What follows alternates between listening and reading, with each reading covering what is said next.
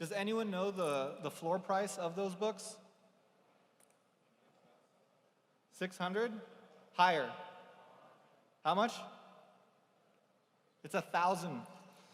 So this conference can pay for itself. Participate in the system. Check out what Book.io is putting together. Also check out what we saw from input-output today. If you missed the session this morning, it was great, so please check the recording from YouTube. And let's get focused on EMURGO right now. So let's put our hands together and welcome Nikhil to the stage.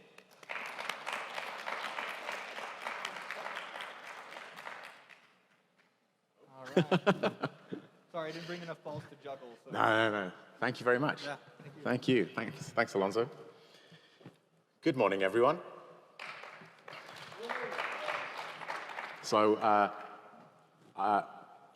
admission to make. I'm heavily jet lagged.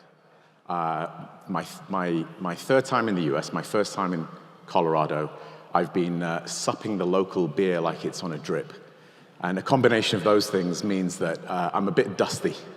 So what I thought I'd do is just to liven myself up, but equally, you kind folks who've come to listen to me talk, I'm going to give you two options, and I'd like a show of hands. I'm going to start off with either my Chewbacca impression, or I'm going to tell a joke. Which one would you prefer? Chewbacca impression? Chewbacca! Okay, joke? After Chewbacca. One guy, two guys for the joke. Oh, I'm insulted. It's a good joke. I can tell you later. Okay, Chewbacca, ready?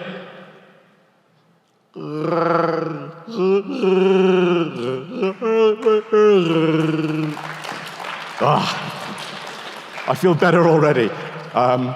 Okay, so I've got a very fancy title for this chat. Blockchain literacy, the gateway to a decentralized world. In more layman's speak, and this is what I'm going to talk quite a bit about, layman's speak. It's really about education. So I'm from EMURGO, I'm the COO.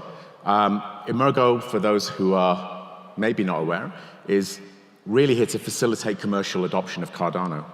And specifically in my role as COO, I'm here to bring cohesion across the number of different ways that we're trying to increase growth. Growth in this case refers to many things: users, types of user, revenue, TVL, of course, increase in value of ADA or any other native asset for that matter. All of which can be done through building, investing, or education. And it's that I'm talking about, education. Another admission to make. I'm not the sharpest tool in the toolbox. And I'm not, certainly, of a technology background, right? So I have to have stuff explained to me in very easy steps. And one of the things that really brought me into this space was actually watching Charles's videos. And he's very intuitive in the way he speaks. He's not condescending, there's not a lot of jargon, and it really helped bring me into blockchain overall, but also Cardano. Now, my background actually is in banking. So I spent about 15 years working on very complex products in a very complex environment, in a large institution where individuals and teams often were siloed in their mandate, and it was an organization with a footprint all over the world. What that really meant was that typically when you were having a conversation with someone, you couldn't assume any level of minimum understanding. So quite often, one part of the bank wasn't aware of another part of the bank's products or markets.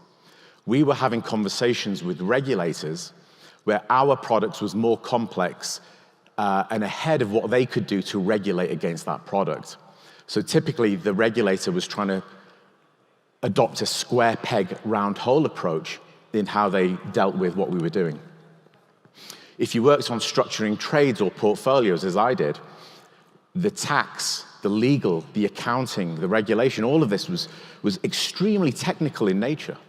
So when we were talking to teams who were responsible for that particular thing, it was hard work, right? And so you had to softly catch a monkey, handhold everyone at the same pace and take them from a very, very minimum level of understanding through to the point that you needed them to be at. And perhaps more fundamentally, quite often the product didn't even make sense, right? So I see a lot of parallels between that space and where we are today. Over that period, though, what I learned was to have someone's buy-in to a particular initiative, it means that you are selling that idea to them, right? And selling means that you're having to adapt to the message for a varied audience. You're assuming zero knowledge, you have to assume zero knowledge in many cases. And you have to also understand that sometimes the audience doesn't want to admit zero knowledge or limited knowledge. So you need to help them feel comfortable enough to ask the right questions to bring themselves up the curve. And as a boss of mine used to say, and it's the best thing I ever learned, you have 2 ears and 1 mouth, and you should use them in that ratio, right? So listening more than talking is imperative. So I'm going to talk really about how do we entice more people into this space. I'm a non-technology banking dude that loves being in this space. And I think of profiles like my own, where I go, how do I want to bring those guys into the playpen and say, that stuff is boring, it's stupid, there's nothing going on, come over here, right? That's what I'm really excited about. That's what I want people to understand. So I kind of have profiles like my own in mind when I'm thinking about how do we approach this. I'm going to start off talking about what I think are the barriers to mass adoption. But the underlying theme in all of this is education, right?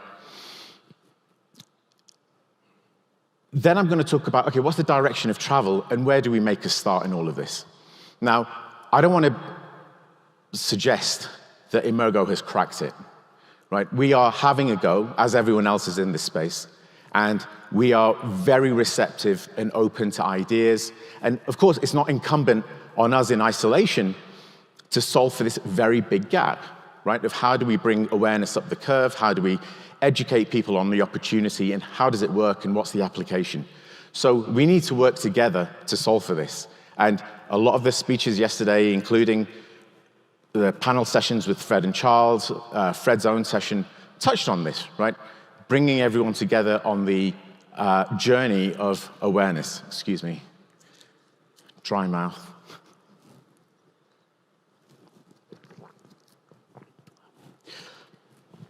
Okay, so the themes for the barriers of adoption. Awareness. We know there's a lack of general awareness and resistance to change. The industry and the tech is still too abstract and complex to understand for the average user.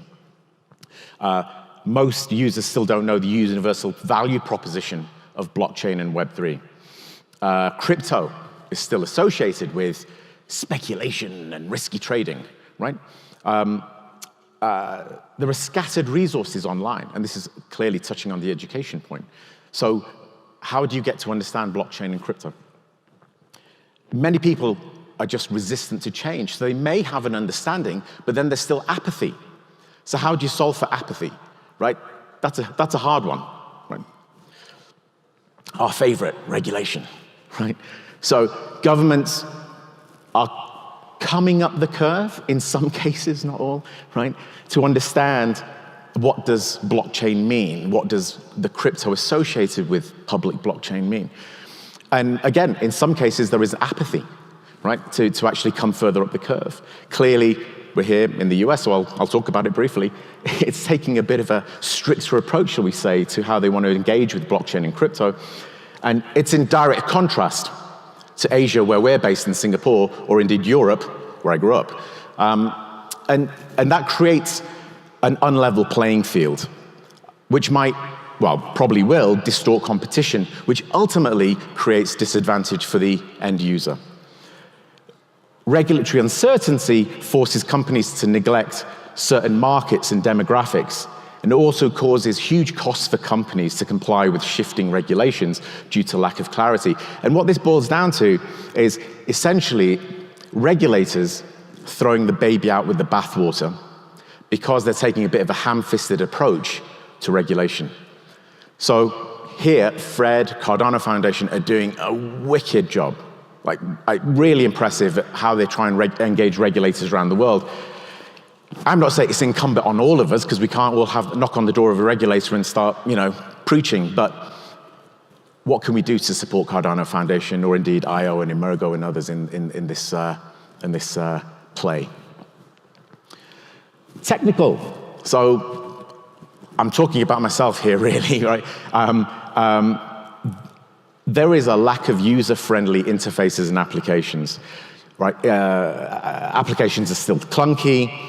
Consumers don't know how to use access applications. How do I set up a wallet? How do I buy, send, receive once I've got a wallet? Why are there so many wallets? Right? This is what the average dude on the street will be asking, right? So there's many tutorials and other resources online that you can access, but they're fragmented, and quality essentially becomes a barrier, because you're having to spend time and effort figuring out, should I watch this YouTube clip, or should I do this Coursera course, or whatever else it might be. Scalability and operability. We've got a lot of blockchain ecosystems and smart contract platforms, but they're not interoperable fully yet, right? And then you've got things like network fees that add to congestion and delays. So you need to process those transactions. You need swifter and friendlier UX. And then security and data privacy concerns, right? Open source code and smart contracts, they've got to be secure, and there must be regular security audits. So privacy is becoming increasingly important to individuals around the world. But again, it's an inconsistent, play up the curve. Product.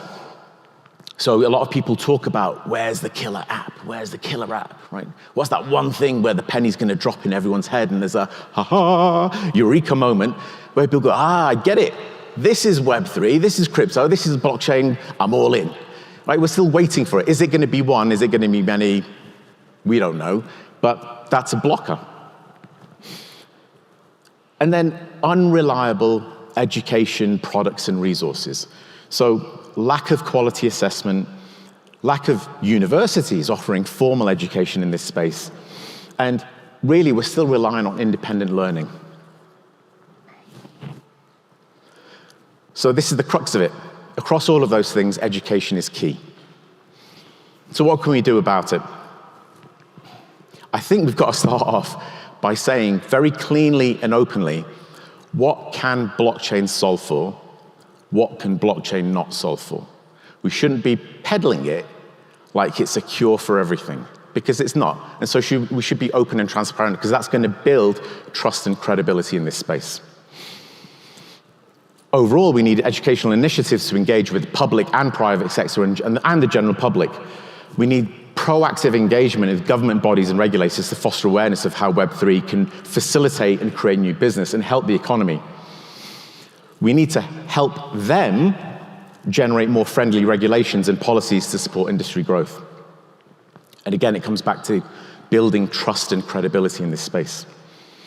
We need a more consistent educational campaign to engage with universities, students, professionals, businesses to teach about technical and non-technical aspects.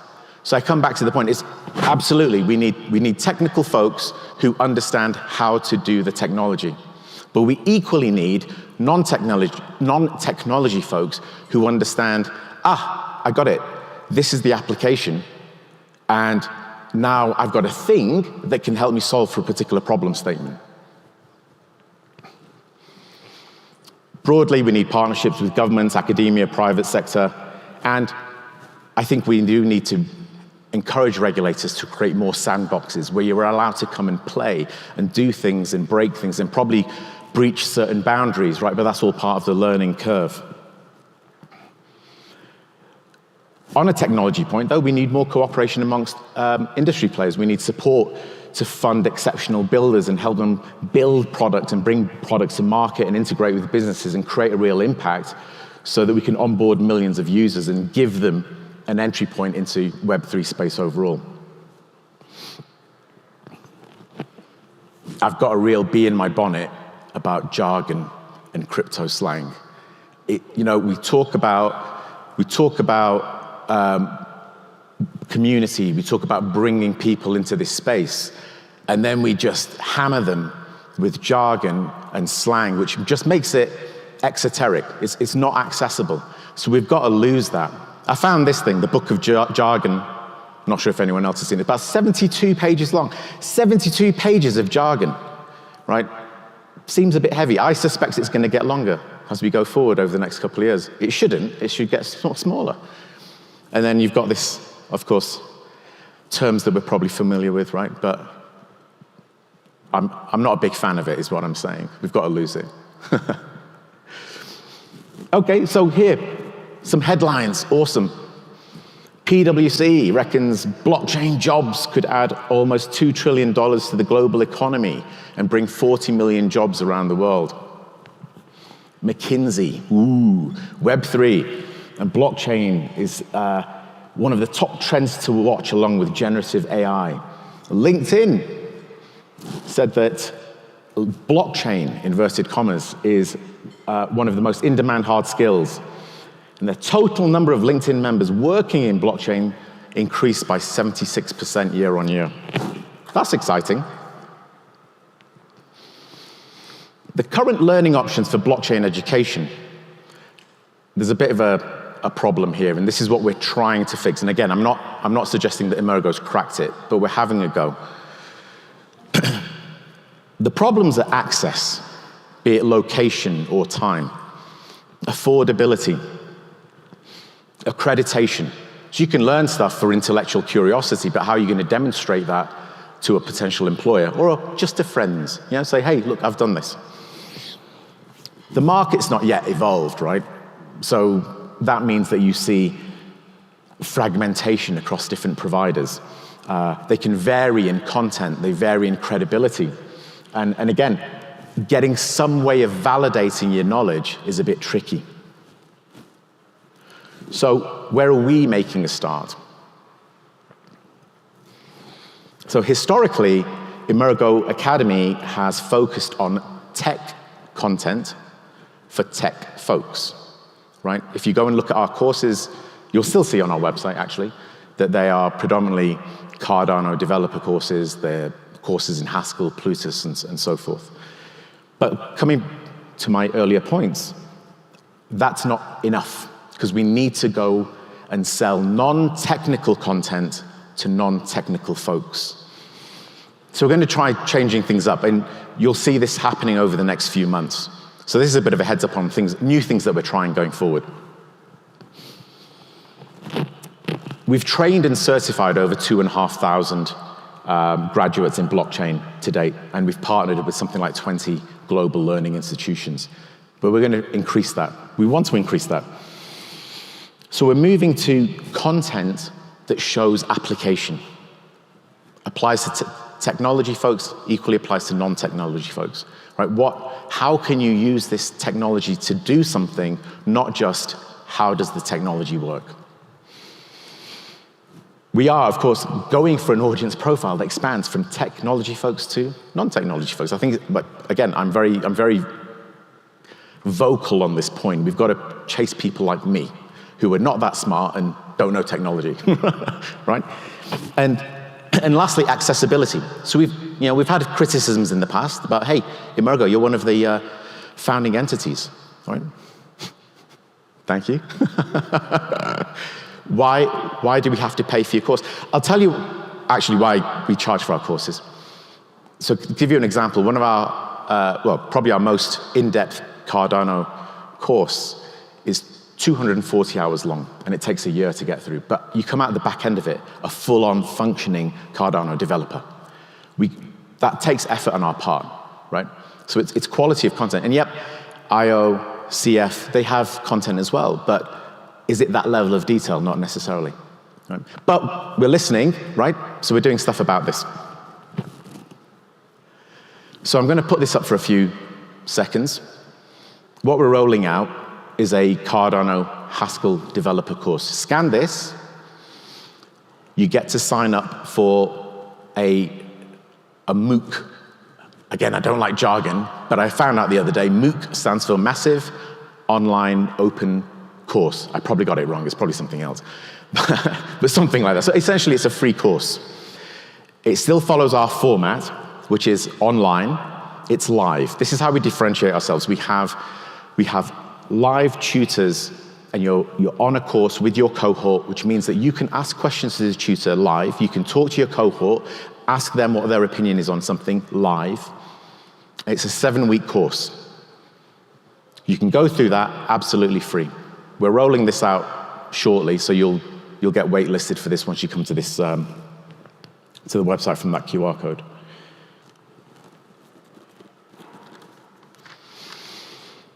Education is ongoing, though. It's not a one-time thing. You go on the 7-week course and now you know everything.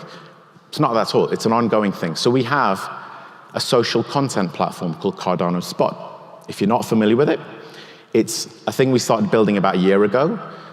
It's going to come out of beta shortly.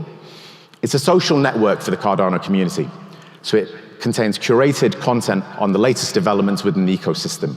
This takes its form in daily news reports, weekly news highlights, and live streams with top leaders and Cardano native projects.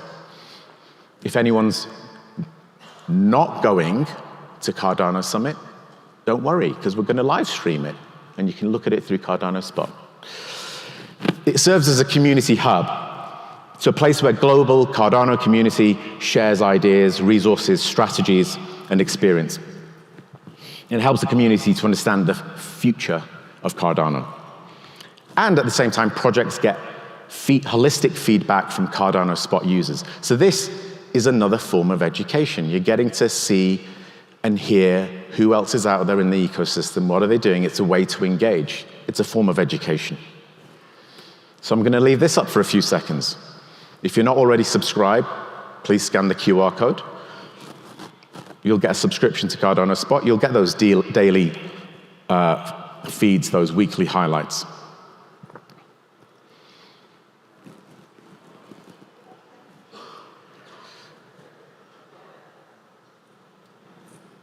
Just looking for, make sure, are there any phones still up in the air? Okay, so again, I don't want to suggest that we've cracked it. I talked about a load of barriers to mass adoption, and I think they go across the board. And there's various touch points at the individual level, at the business level, at the governmental level. CF, again, doing a great job. I guess IO as well, here with Wyoming, doing a great job, right, with engaging at that kind of governmental level or regulatory level.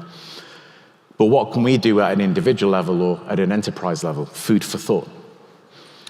In terms of more structured, formal education, like content. Okay, we have stuff. We're going to change up what we do. We're going to be rolling out courses later this year, which are equally pitching to the non-technical folks. We've got e-learning modules. So these will not be live. This will be recorded content, which you can go on. And again, it's free, right? So changes in terms of accessibility, changes in terms of type of content. That's all things that we're trying. But we would like to hear feedback on what could be better, either in terms of the format, the content, time zones, locations, you know, what can we do better? And past the isolated formality of structured content, what else can we do in terms of awareness, regulations, solving for technical knowledge gaps, solving for the product gap, right? Who knows what that killer app is? So there's about 9 minutes left or so. So what I thought I'd do is, rather than just carry on lecturing everyone, because that's not education, right, is open the floor. And we can have a bit of Q&A on what do you guys think about the overall barriers to mass adoption and education specifically?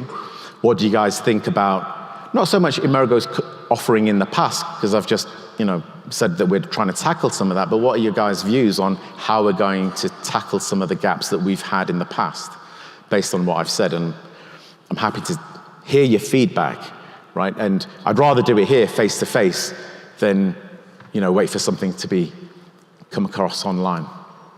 So, fantastic, show of hands, amazing. I think we have a microphone somewhere. Scream. So maybe a strategy is less like targeting developers in a company or an industry.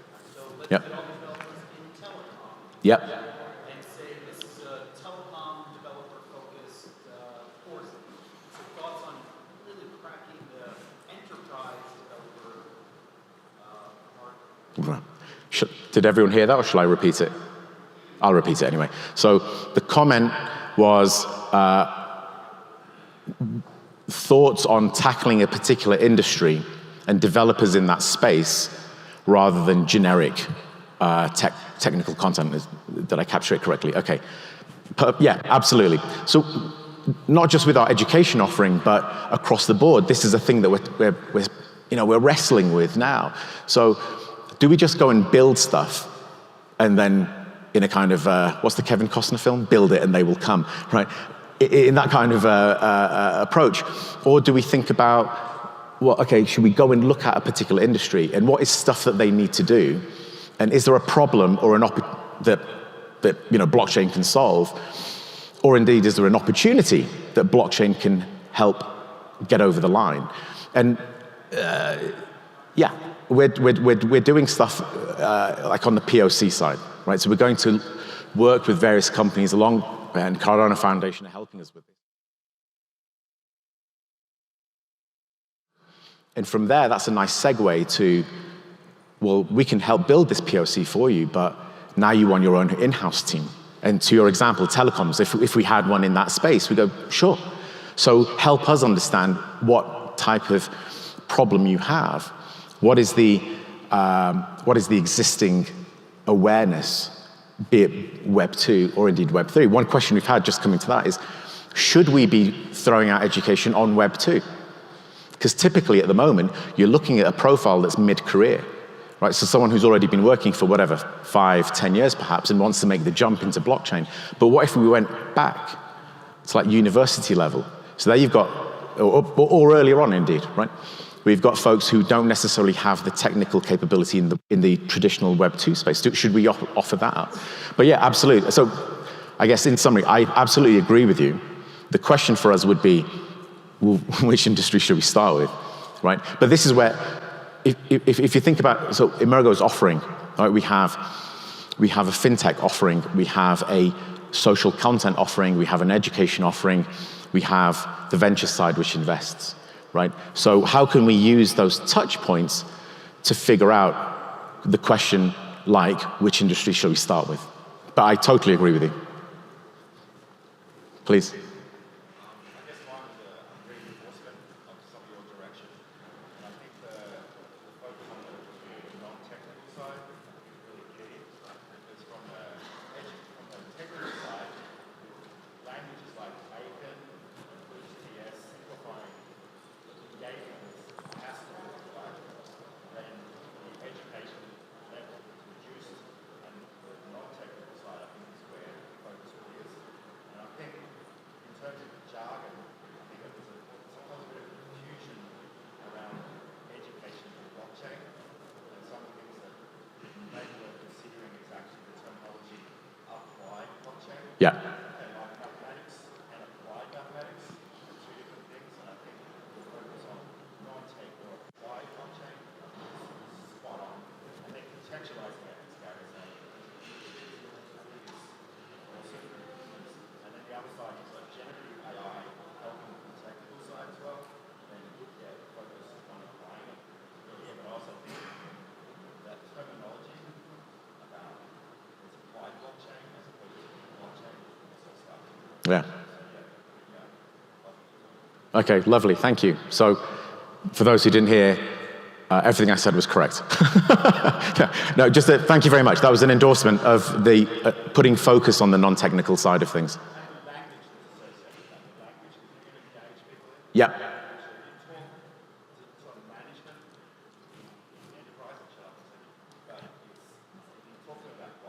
Yeah.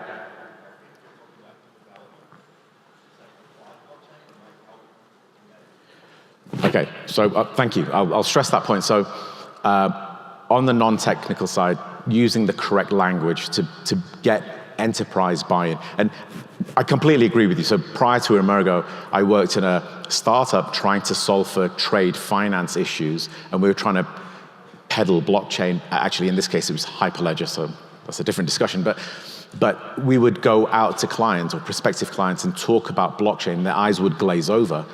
Or indeed, they would just simply retreat and go, whoa, no, this is too scary for us. And actually what we realized was we should be talking in terms of trade finance language, right? Not leading with the technology. So yeah, absolutely agree with you. Question at the back.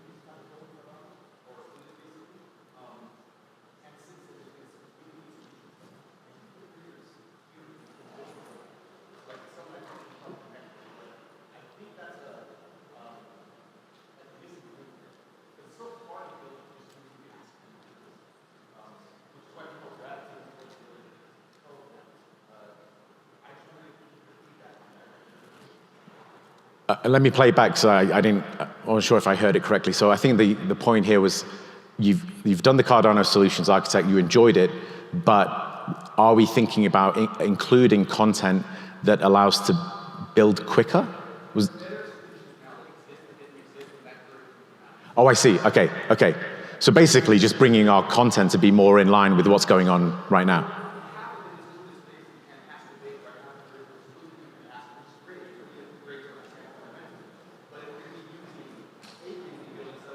Okay.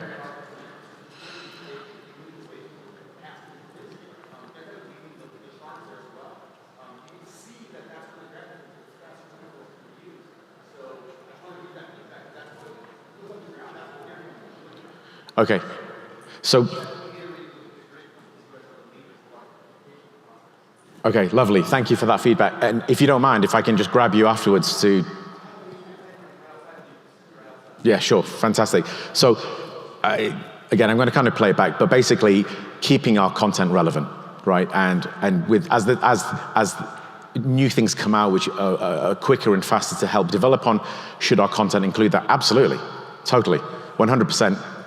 I think the question for us is how quickly can we get out there, right?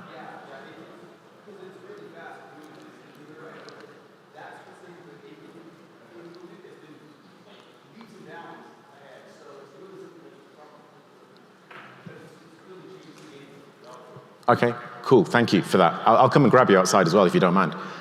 Joanna, did you? Okay, I'm sorry. Sorry, I'm being told to stop talking, but I can come and grab you.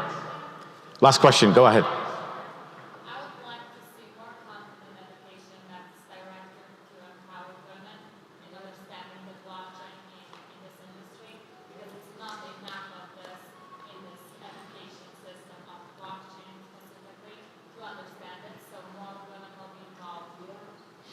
Content to help encourage women into the space.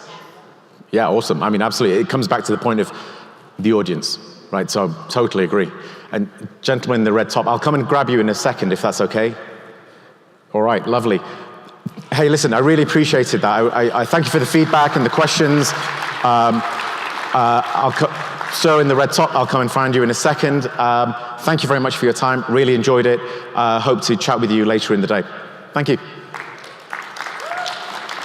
Claim your official proof of participation in Rare Evo 2023. Whether you attend physically or tune in on the live stream, you get a free NFT painted by Brendan O'Connell, live from our Expo Hall floor, and you get whitelisted for the Rare Perks NFT presale.